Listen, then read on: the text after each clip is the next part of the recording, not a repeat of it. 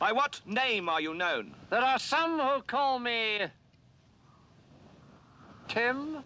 Welcome to another episode of Timmy Talks, the channel where we talk old school magic. And today we are back in Vienna for Viennageddon. We have reached round number 3, and in round number 3 we have Jesper, who's on robots, a 3-colored robots deck. And he's taking on Pavel, and Pavel is on mono green. And I think, yeah, it's just mono green, so no black splash, pure mono green. So this is going to be an interesting match. We've got super aggro as a mono green versus the more control build of Jesper, you know, the robots deck. So this is going to be a close one. I'm looking forward to this round 3 match here at Viennageddon. Now, before I start with the deck decks, I've got lovely deck photos of both of these decks. First, a message from the sponsor of this video, 3for1 Trading. 3for1 Trading is one of Europe's leading Magic the Gathering retailers. Their online shop has a fantastic selection of high-end Magic cards, especially for vintage, legacy, and yes, also old school Magic players. But 3for1 Trading does more. They're now also buying all Magic the Gathering singles and entire collections, big and small. They're one of the top trading card game traders in Europe, buying way over 1 million Magic cards a year, and they are more than happy to make you an offer for your cards today. So if you have any cards for sale, 3for1 Trading is the place to go. Visit 3for1.gg/selltimmy to get your offer.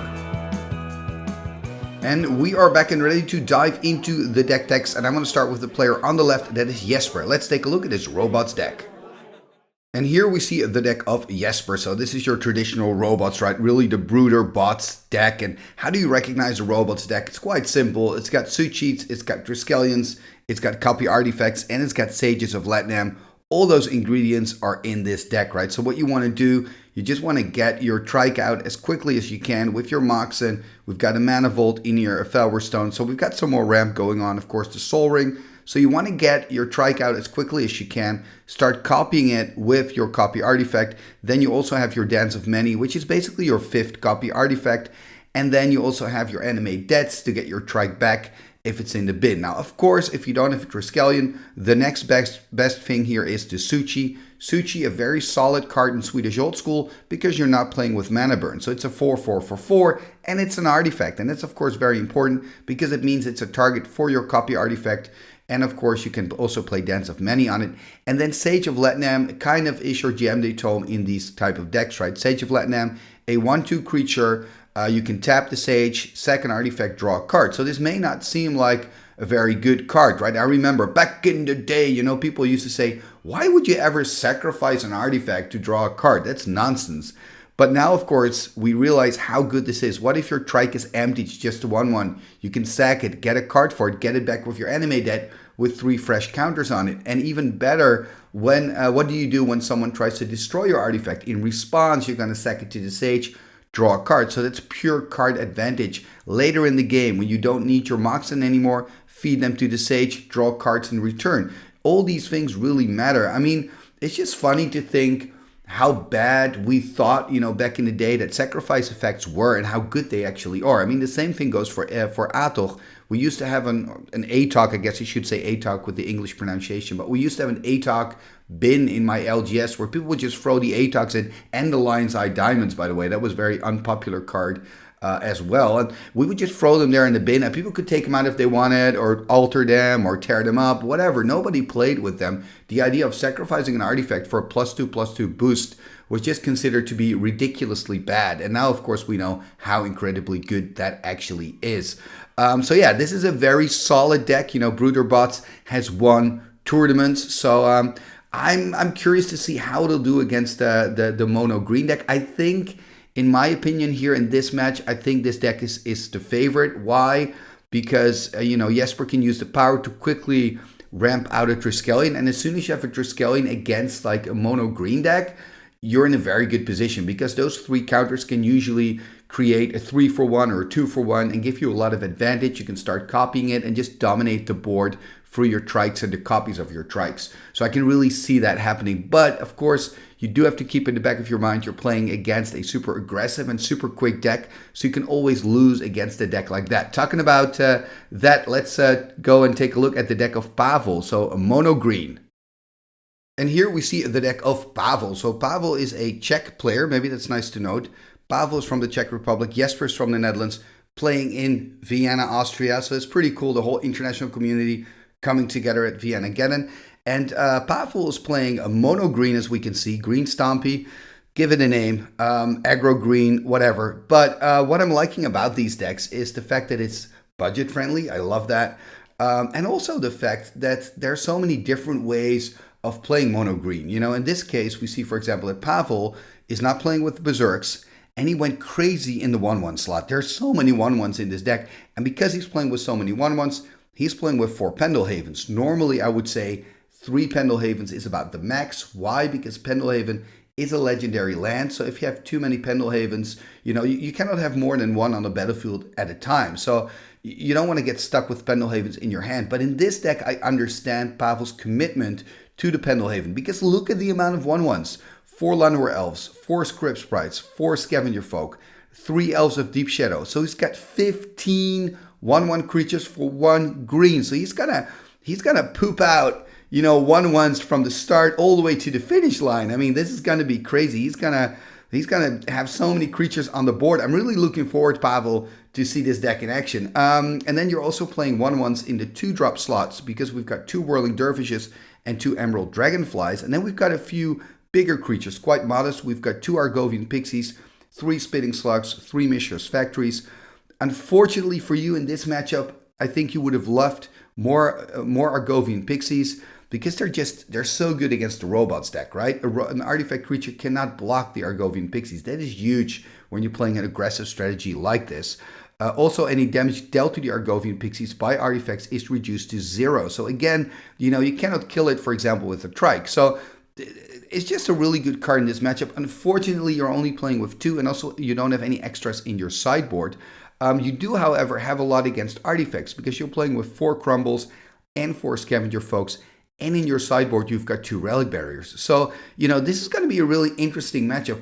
I still think Jesper is, for me, the favorite, because, you know, he's playing with power, he's got all the Moxen. If he can just ramp out that Trike really early, I still think Pavel has a problem. But looking at the list of Pavel now, I'm like, okay, you actually have a better chance than I thought you had at first. I think you've got like a 45% chance versus 50-50 for Jesper, because you're playing with so many Pendelhavens. Because, you know, Trike, yes, it's good, because it's usually a 2-for-1. But what if Pavel has a Pendelhaven on the board? Then it already gets way more annoying for Jesper to kind of work around the Pendelhaven. So yeah, it's going to be interesting. You know, I think, like I said, I'm looking forward to see this green deck in action. I think it's just going to go so fast.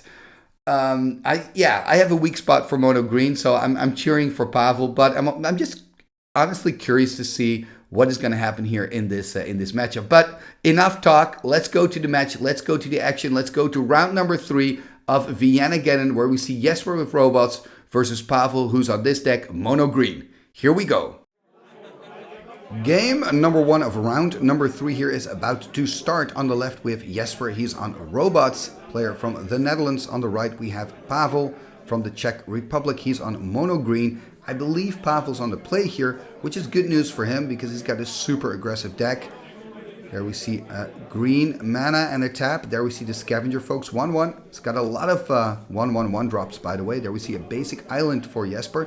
Ooh, slow start for Jesper here. That's good news for Pavel. We do see that Ancestral Recall in hand of Jesper, of course. There's the attack by Pavel. So first blood, 19 for Jesper. There's a Mishra's Factory. What are we going to see for 2 here? Argovian Pixies. That's a really good card in this matchup. Card from Antiquities. And there, of course, is the Ancestral Recall on end step. And I think if you're Jesper, you're really looking for ramp. You want to get some Mox in. Did find a Mox there and a Felwar Stone. So that's kind of good news. Can drop both here. So there we see the Mox. Mox Emerald. Could tap 2 for the Felwar Stone, or could go for Chaos Orb as well. Gonna go for Felwar Stone here. Passes the turn. Let's see what Pavel's gonna do. I mean, it's looking good for him. I wonder if he's gonna use the Scavenger Folk against one of the Mana Rocks. There we see a Forest. Could attack for 5 here, or decide to use that factory for mana to play more creatures.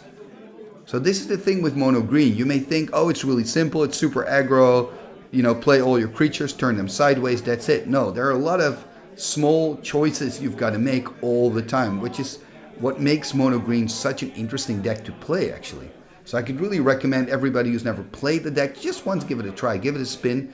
It's very budget friendly to make, and it's quite interesting to play. There's the attack, Jesper dropping to 16. So we see Pavel here choosing to use the Mishra's Factory for mana, playing the Emerald Dragonfly 1/1 flying creature from Legends. And there we also see the Pixies.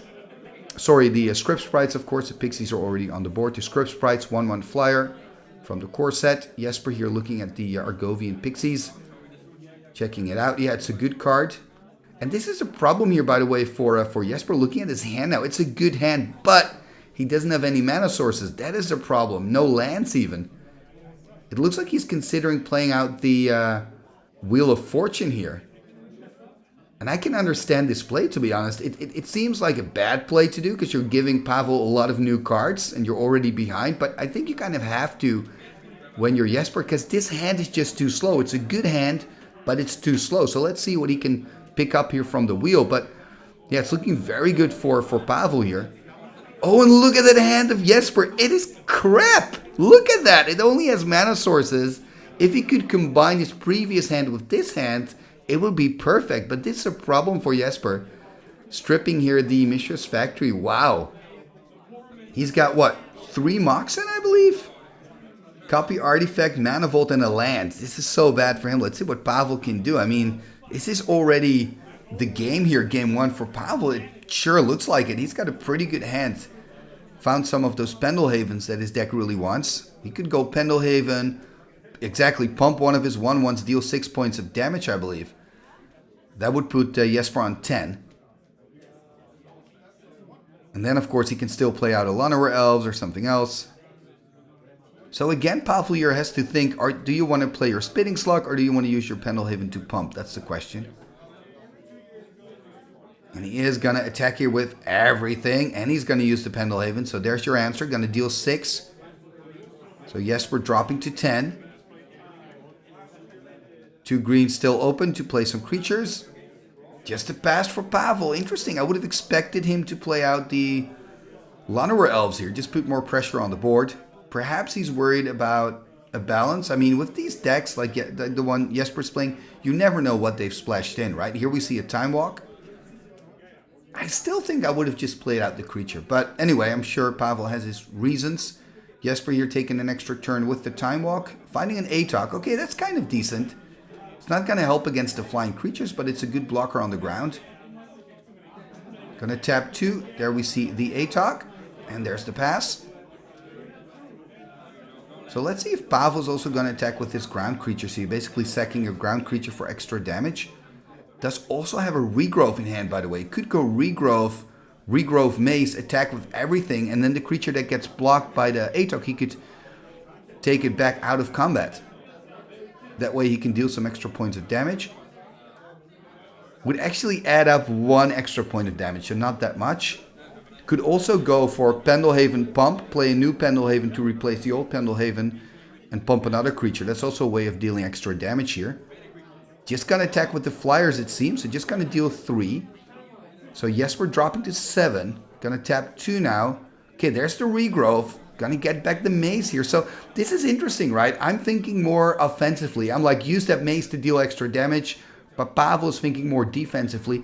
I mean, maybe it makes sense. I mean, that ATOC can be really big. You know, Jesper can swing in an Alpha Strike and deal 11 damage alone with that ATOC. So, you know, that could be a problem. Then again, you're playing mono green, you know. Life is a resource. And here we see, oh, this is a problem, by the way. Oh, Triskelion hitting the board. Uh-oh. Oh, this is tough. This is really tough. This strike, and he's got Copy Artifact. Oh, is this the moment in the game where everything changes? It was looking so good for Pavel, but check this out. There we go, shooting down the Scavenger Folk. What's another target?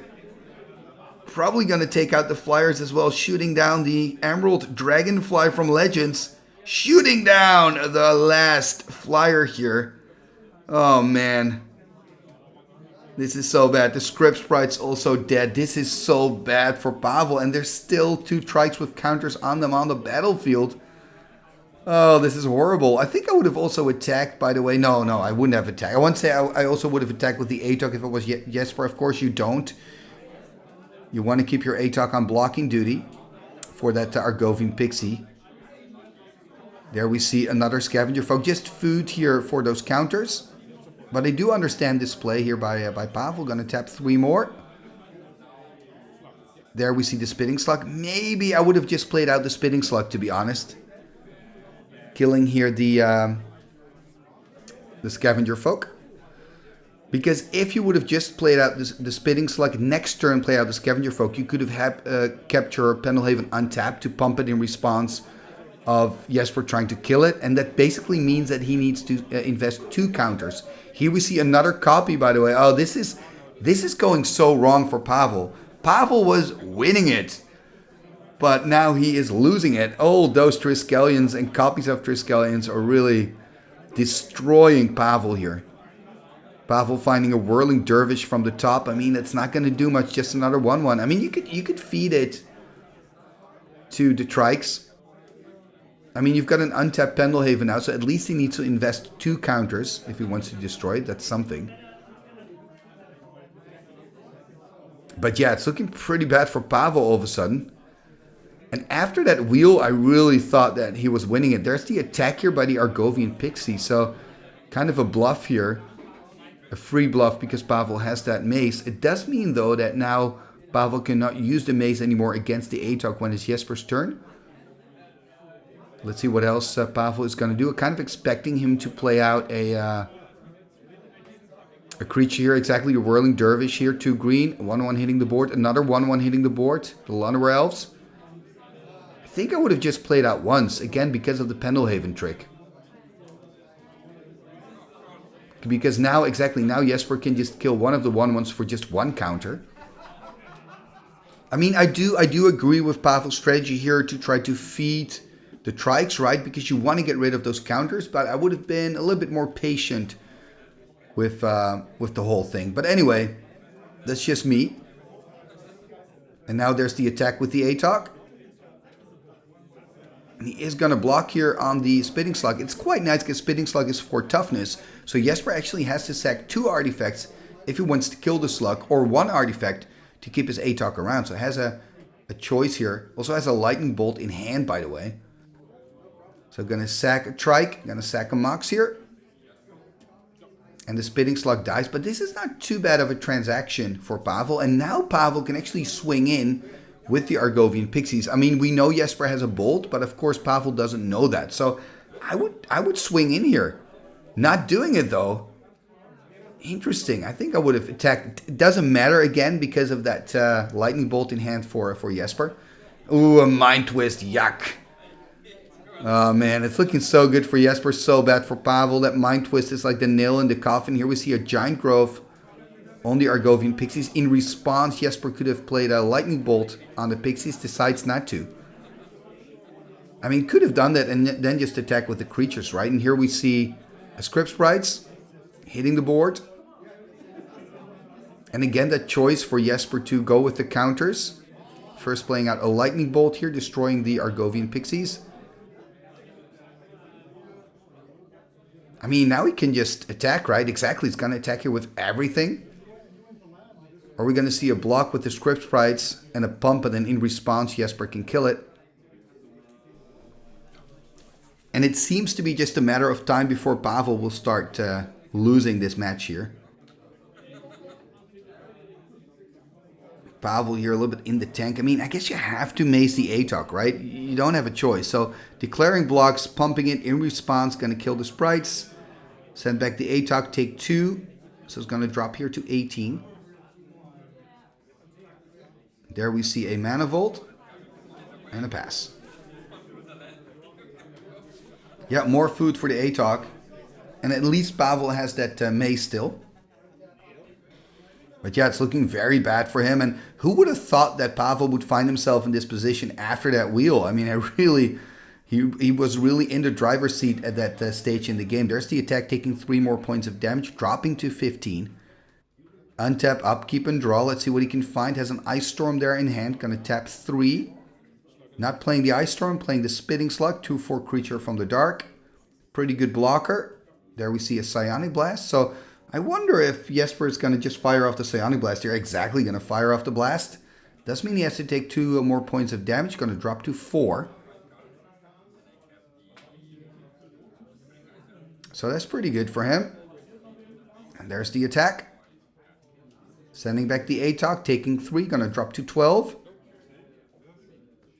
So I mean, Pavel still has a few turns. But this is just such a difficult board to play against. Gonna tap 3. Okay, he's gonna use the Ice Storm, I guess. Oh, destroying the basic island. Probably thinking about like a Blood Moon situation. So destroying the basic island, not to dual land, but doesn't really matter. Jesper here finding a Suchi. And that Suchi could speed things up a little bit. Gonna tap 3, tap 4. There we see the Suchi.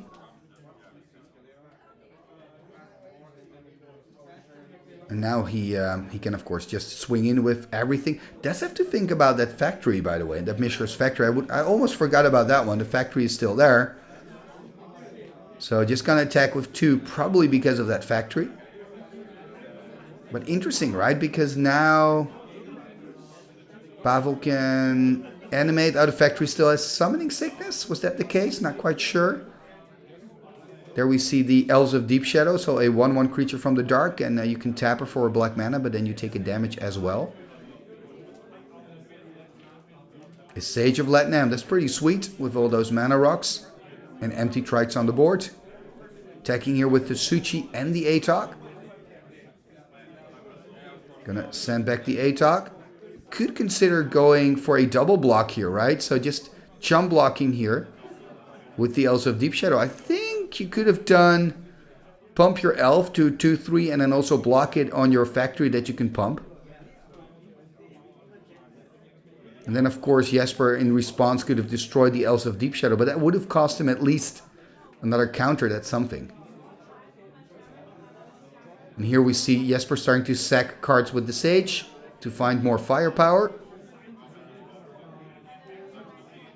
And we see 3 lands in hand for Jesper. So the hand's not much, but he's got enough on the board, so doesn't really have to worry about the hand here. Sending back the Atok, taking 4, or is he going to chump? I think I would wait, to be honest, but yeah, it's going to chump here. Pavel on 10, Jesper on 4. And yeah, it's looking very good for Jesper here. And Pavel needs a miracle to still win this. There's a Dance of Many, so could Dance of Many, of course, a Trike again. Dancing of Many, one of the Triskelions. It is now a 4/4 as well there. There we see the token that's generated by the Dance of Many. There's the attack with everything here. Sending back the Atok, gonna take 7 it seems. I believe it's then game. Yeah, it's game because he's on 10. Unless, of course, Pavel has something. Crumble, maybe. I mean, it would just... You know, it would at least give him one more turn. Let me put it that way, if he can crumble. He does have a crumble here. Yeah, there's the crumble, destroying the copy artifact. So means that Jesper, in response, can deal 1 more damage to Pavel here. And I think both players are kind of discussing now how it works with the casting cost. Is Jesper going to gain 2 life or is he going to gain 6 life? Do you know the answer? I'll let you think about this one. Both players discussing it now. And the answer is he actually gains 6 because it also takes over the casting cost. And Pavel is picking up the card saying, you know, you've got this. And Pavel, you were so close, man. I really enjoyed this first game. And yeah, the interesting thing about Copy Artifact, by the way, it takes over the casting cost, but it also becomes a colorless creature if it copies a colorless artifact, which is always the case in old school, of course. So it's not even a blue card anymore. You cannot Red Elemental Blast it, for example. You can counter it with Red Elemental Blast, but once it hits the board, it becomes colorless, so you can't. But it is still an enchantment. So Copy Artifact is a super interesting card, you know. It's got a lot of exceptions, but now at least you know about the casting cost and how that works if you didn't know that already. Anyway, this is game 1. Both players are now going to dive into their sideboards and we will catch back up with you in game number 2. Game number 2 here is about to start. So we've got our mono green player Pavel on the play after losing that first game, and it was looking so good for him early on in that game 1, but still lost it. Taking a mulligan here, by the way, going to go down to 6, and has 2 relic barriers in his hand. That's a card that came in from the sideboard, so finding both of those sideboard cards in his opener, starting with a Llanowar Elves here. There we see a Volcanic Island. I wonder if he's going to fire off the bolt. Yep, going to fire off the bolt. That's a good decision. There's a Pendelhaven. Okay, Pendelhaven and a Mishra's Factory as well. So has some options here. Going to play another Llanowar Elves, passes the turn. And there we see a Strip Mine. Could, of course, strip the factory here. Decides not to using it to cast the Mana Vault. Going to tap the Mana Vault, and look at this. Yep, for another Mana Vault, and then for the Triskelion. I think, you know, in this matchup, if you're Jesper, you know, what I have to do is get the Trikes on the board. And as soon as I have the Trike on the board, I've pretty much won the game. You know, that's a problem here in this matchup for Pavel. Of course, Pavel has a few cards that work better against the Trike. One of those is the Spitting Slug that he has in his hand. He's going to go here for the Spitting Slug, so 2/4 creature. And look at this 2 damage here for Jesper. I think if you're Jesper, you just want to play out the Sage here, start sacking the Mana Vaults for some new cards. And also stop you from continuing taking pain from your Mana Vaults. So Jesper here passing the turn. Nice signed copy, by the way, that Sage of Lednam, the art made by Pete Venters. And Pavel a little bit in the tank here. I guess I would just play out the Relic Barrier. Relic Barrier is going to work great against those Mana Vaults, by the way. So there's the Relic. Just unfortunate for Pavel that Sage is on the board. Is he going to play out the Mace? There's the Mace of If. 1 card left in hand, which is another Pendelhaven. Yeah, and already it's tough for Pavel, right? Because you don't want to be in this position. If you're the green player, you want to just keep attacking. Going to take a damage here from the Vault. And he sacked the Vault here to the Sage. So preventing that other point of damage. He's on 17. There's a Mox there and another copy artifact. So it could copy the Triskelion. It's probably what he's going to do, right? Yeah, going to copy the Trike. Yeah, so it's, again, the problems have started here for Pavel. It's not looking good for him. Can now also choose to play out the Mox, decides not to. You see a Relic Barrier here tapping down the Triskelion of Jesper. Yeah, there's the Scavenger Folk. I mean, you could play it out. Jesper's gonna have to invest 2 counters to get rid of it, so at least that's something. I feel like when you're Pavel, you kind of have to.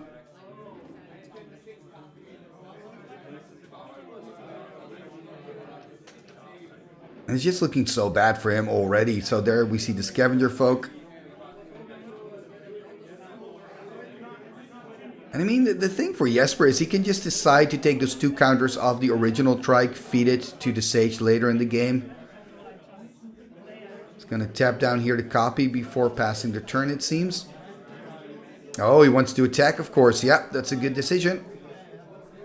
Sees a little hole in the defense of Jesper just to take, to put 2 more damage in. And here exactly we see that scenario that I just discussed. So Jesper investing 2 counters from the Trike to kill the Scavenger Folk here. And of course going to draw a card here from that Mana Vault that he's going to sack to the Sage.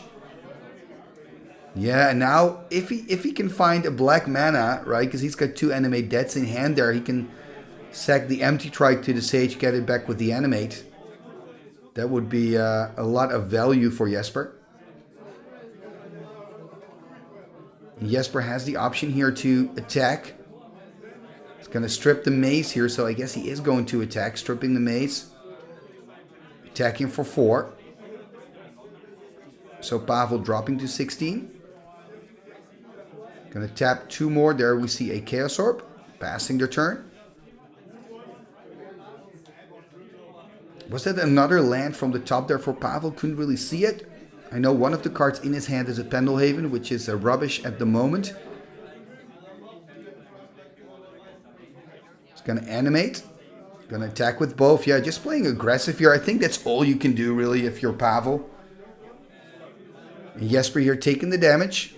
Kind of would have expected him to maybe flip the Chaos Orb here. Decides not to.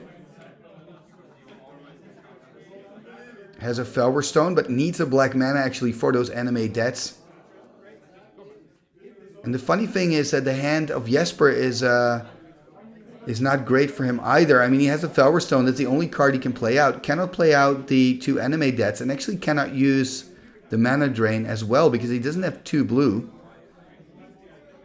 So it looks like a good hand, but I mean, the mana base is not supporting the hand of Jesper at the moment. So Pavel here drawing his card for turn. That's, I believe, a Scavenger Folk. Is that double Pendelhaven Scavenger Folk in hand there for Pavel? That's the thing if you play with 4 Pendelhaven. So he's gonna animate, I guess, animate the factory here, right? Exactly, attack, and then play out the other Pendelhaven. So attacking here with a 2-2 and a 2-4. It's gonna chump the Spitting Slug, and then eat it before damage is dealt. Gonna take 2 points of damage. Actually, already on 9. I have to say, Pavel, I'm quite impressed with how low you're getting Jesper here. Playing out the Scavenger Folk.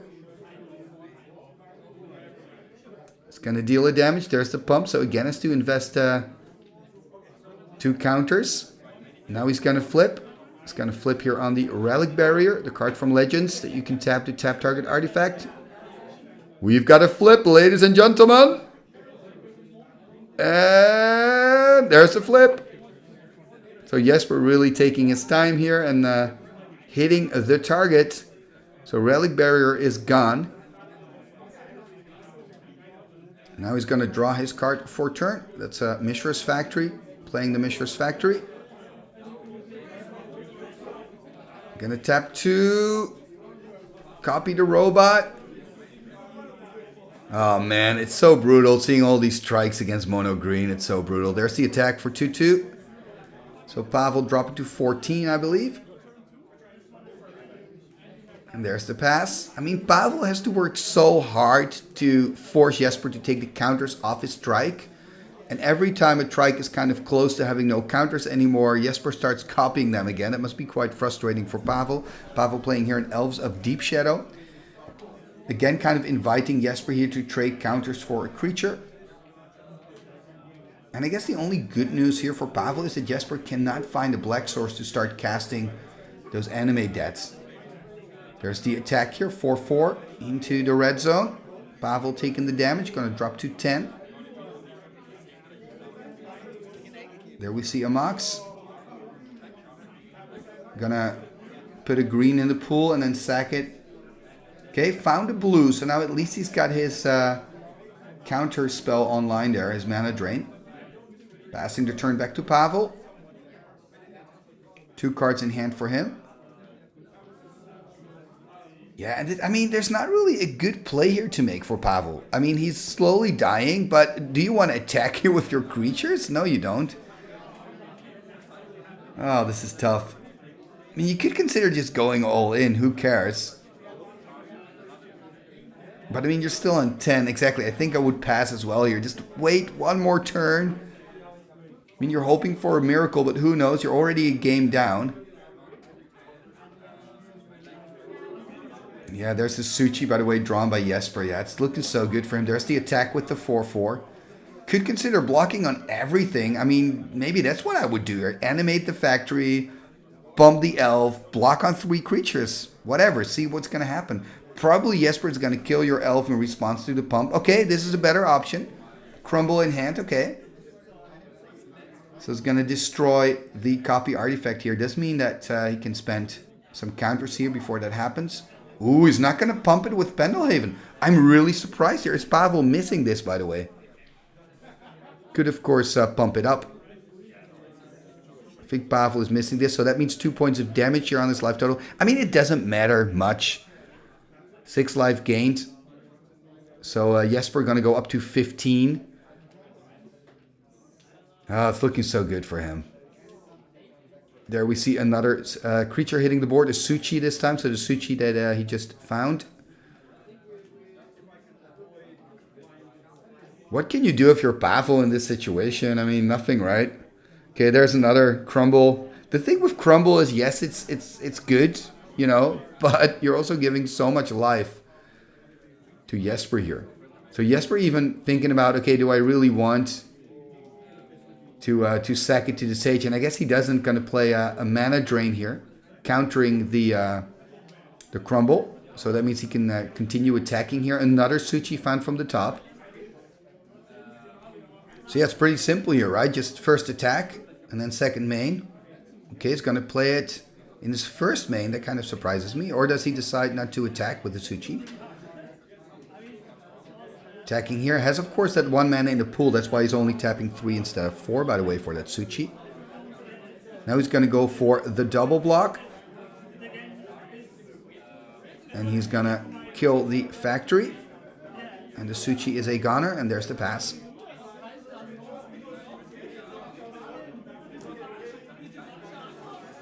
And there we see another Pendelhaven. 1 green in the pool for an Emerald Dragonfly. 1/1 flyer from Legends. You can give first strike, by the way, for 2 green. There's the pass. But yeah, all these creatures are not going to do much. On end step here, we do see Jesper still sacking one of his Mox in here. And look at that, found the Mox Jet. So he can start casting those anime deaths now. Ooh. I mean, Pavel was already dying, but now he is dying. Of course, here Jesper gonna cast the anime dead immediately. Gonna get back the Triskelion. And that's it. Pavel shaking the hand saying, you know what? This is enough. I'm gonna get a beer. I've had enough of this.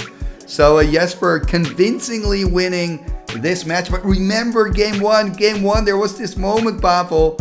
And like I said in the deck, if you play with this mono green deck and you win the first game, then you know that your opponent's going to start second game, whatever. You're probably going to lose that. But then the third game, when you're again on the play, who knows? And before you know it, you can actually beat a deck like Robots. But it is a really tough matchup. And we can see that here. As soon as Jesper starts playing his strikes, copying his strikes, you're pretty much dead. You know, there's not much you can do. So Jesper winning here in round number 3. And if you're enjoying this tournament, please make sure you hit the subscribe button and ring that bell, because then you will be notified whenever I put new videos on. And this is round 3, and I'm going to show you matches all the way up to the finals. And in the next episode, you can see these 2 decks battling against each other in round number 4 of Viennageddon. So if you don't want to miss a thing, hit that subscribe button. Make sure you follow all the updates here on Timmy Talks. And before you go, please take a moment to comment, like, and share this video. All these things are free and really help the channel move forward. So if you like what I do, please consider doing these 3 things. And there's, of course, another big thing you can do, and that is become a patron of the show. Check out patreon.com/TimmyTalks to find out how you can support Timmy Talks and help me continue making this content for you. So please visit patreon.com/TimmyTalks for all the information. What shall we do with the drunken sailor? What shall we do with the drunken sailor? What shall we do with the drunken sailor? Early in the morning, way hey and up she rises, way hey and up she rises, way hey and up she rises early in the morning. Put him in the longboat until he's sober, put him in the longboat until he's sober, put him in the longboat until he's sober early in the morning. Way hey and up she rises, way hey and up she rises, way hey and up she rises early in the morning. Pull out the plug and wet him all over, pull out the plug and wet him all over, pull out the plug and wet him all over early in the morning. Way hey and up she rises, way hey and up she rises, way hey and up she rises early in the morning. What shall we do with the drunken sailor? What shall we do with the drunken sailor? Put him in the scout to the host, my son, put him in the scout to the host, my son, put him in the scout to the host, my son, early in the morning. Way hey up she rises, way hey up she rises, way hey up she rises early in the morning. Igitus figitus sumba kazee.